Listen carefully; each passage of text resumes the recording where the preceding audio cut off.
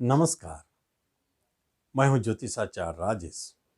अनोखा सूत्र में आपका स्वागत है। आज मैं आपको अनोखा सूत्र में एक स्पेशल सूत्र देने जा रहा हूं।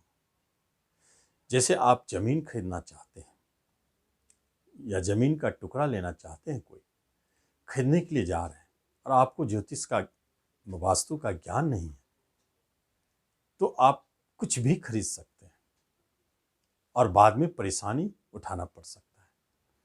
तो ऐसी स्थिति में दो बातें जरूर याद रखें, क्योंकि मैं जो दो प्रकार का भूमि के खंड के बारे में बता, भूमि खंड कई प्रकार के होते हैं।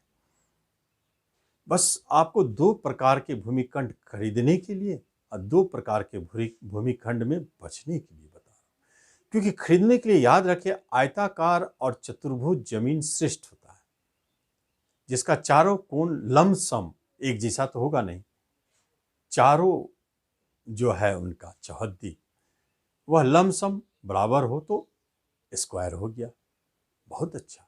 या आयताकार हो, एक तरफ का बढ़ा हुआ एक तरफ का कम, जैसे लंबाई अधिक हो चौड़ाई कम, आयताकार उस पर भी चलता है। लेकिन यहां भी काफी दोष है जो बाद में चर्चा करूंगा, गंभीर विषय है, बहुत सारे प्रकार है। अभी मैं ये दो प्रकार बताया कि आप अभी अनजाने में घर खरीदने, जमीन खरीदने जा रहे हैं, तो आपको क्या पहले ध्यान देना चाहिए कि जमीन का बनावट आयताकार या चतुर्भुज है या नहीं। बस दो बातों का ध्यान दें। गोल सर्कल में जमीन मिलते नहीं है, षटकोण जमीन मिलते नहीं है, ये सब जमीन वर्जित है।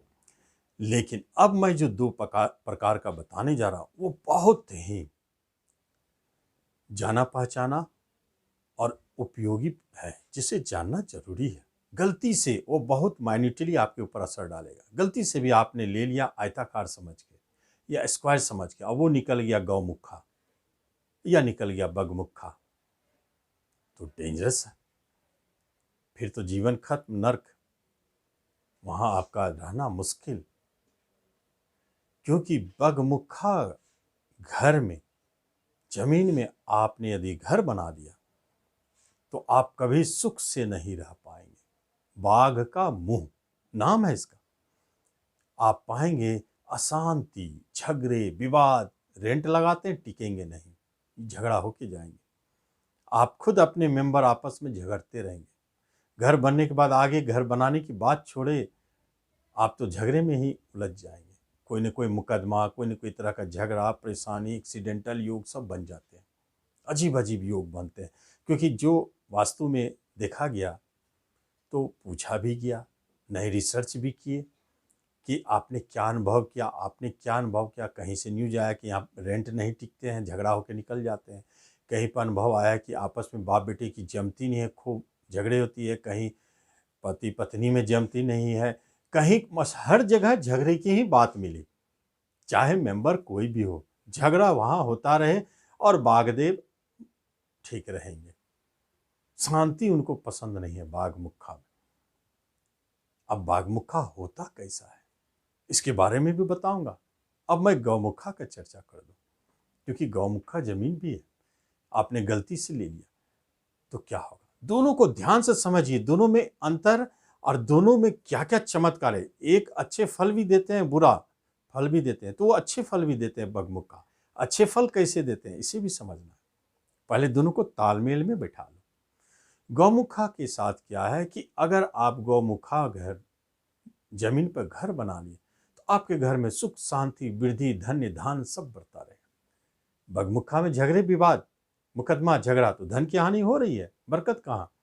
लेकिन गौमुखा में धन की बरकत, जब मेंबर ही शांत रहेंगे, मिलनसार रहेंगे, सब आपस में मिलजुल के काम करेंगे तो ऑटोमेटिक लक्ष्मी को आना है।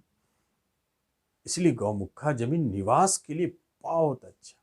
लेकिन अब दोनों को उल्टा दे, यदि आपको ऐसे भूमिखंड मिल गए जो बगमुखा हो तो आप वहां निवास ना करें, वहां आप बिजनेस करें। देखें बिजनेस में क्या प्रभाव दिखता है, चमत्कारिक प्रभाव। बहुत तेजी से चलेगा आपका बिजनेस, काफी धन देने वाला होगा। बगमुखा जमीन पर जो भी बिजनेस करे वह जम के चलता है। और गौमुखा जमीन पर बिजनेस ना करें, आपका बिजनेस सिकुड़ जाएगा, चलेगा ही नहीं, ऋण भार हो जाएगा, अंतोगत्वा आपको बिजनेस छोड़नी पड़ेगी। देखिए, एक अच्छा है लेकिन उसके अंदर बुराई है बिजनेस के लिए, गौमुखा में। लेकिन बगमुखा बुरा है निवास के लिए, लेकिन वह बिजनेस के लिए अच्छा है। अब दोनों के प्रकार को समझ लें, फिर बाद में रिमेडी का सोचेंगे। दोनों का प्रकार पहला है कि बाग मुखा जमीन। जब आप देखेंगे तो जहां से आपकी रास्ता, जैसे आप इंटर कर रहे हैं जमीन में, जहां से रास्ता मिली है घर के अंदर जाने का, तो आप देखेंगे वो साइड पीछे वाले हिस्से से बड़ा होगा। जैसे पीछे वाला हिस्सा, सपोज किया जाए आप पूरब से इंटर करते हैं जमीन में, पूरब मुखी जमीन आपकी, तो पूरब का जो दीवार है जहां से इंटर करें वो अगर 40 फीट है तो पश्चिम वाला दीवार 30 फीट होगा, 35 फीट होगा, 25 फीट होगा, छोटा होगा। इसका अर्थ हुआ कि इंट्रेंस बड़ा होता है पीछे के अपेक्षा, उसी को बागमुख कहते हैं। उस जमीन में निवास सही नहीं। और गौमुख ठीक इसको उल्टा कर दे, जिधर से आप इंटर कर रहे हैं वो है 30 फीट और उसका पीछे वाला भाग इंटर किए और आगे बढ़े, पीछे गए, जैसे पूरब से इंटर करते हैं, पूरब है 30 फीट और पश्चिम 40 फीट, 50 फीट, कुछ भी हो सकता है, बड़ा होना चाहिए। तो इंटरेंस यदि छोटा हो और ऐसे जाके फैल जाए वो गौमुखा है। इंट्रेंस बड़ा हो और ऐसे जाके पतला हो जाए पीछे तो वो बगमुखा है। तो गौमुखा निवास के लिए ठीक है, बगमुखा बिजनेस के लिए ठीक है। लेकिन अब हो गई परेशानी, आपको ले लिए जमीन और आपका गौमुखा है और बगमुखा है, करना है निवास, बिजनेस तो करना नहीं। अब क्या करें, कैसे सुधारें, ये समस्या है। सबसे पहली बात, इसका सबसे सिंपल उपाय है आप उस भूखंड को छोड़ दें, कोई रिमेडी की जरूरत नहीं, ये सिंपल उपाय। लेकिन यदि रहना ही पड़ जाए और लाचारी हो, छूटना मुश्किल हो, तब क्या करेंगे? तब एक उपाय है, रेमेडी 60% काम करेगा और 60% 70% भी अगर रेमेडी काम कर दिया तो आप शांति से आ जाएंगे, फिर वो लाइन अप हो जाता है। लेकिन 100% के लिए उस जगह को छोड़ दे।